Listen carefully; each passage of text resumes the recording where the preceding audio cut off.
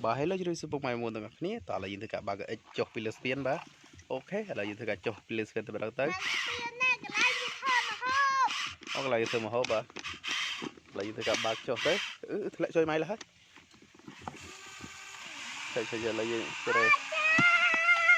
đây là cái poro cái lại cho ui chơi thằng lê ta lên cái rót đây cho tầm nó tới bà cho cả đó tới này rồi bắt chước ngay ở đây đây và đây đây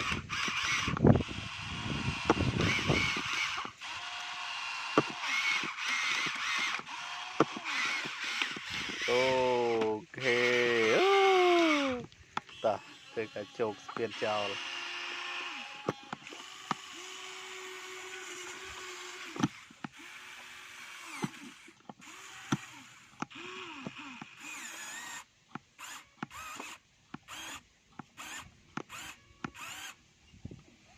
ăn bớt tiền này ăn bớt tiền này ăn bớt tiền này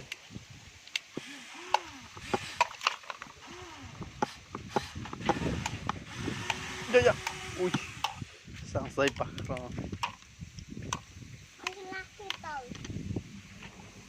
là thà spend play art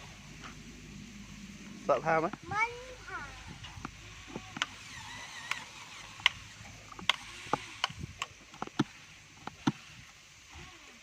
spend lại chập làm rồi nha ba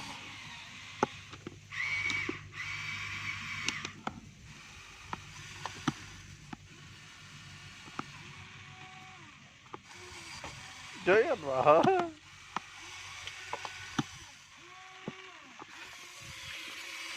ai cầu cô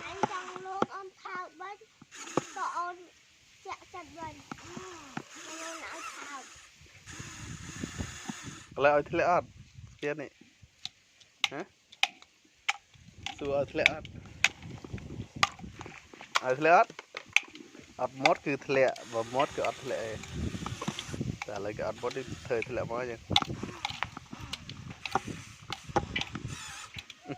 ตา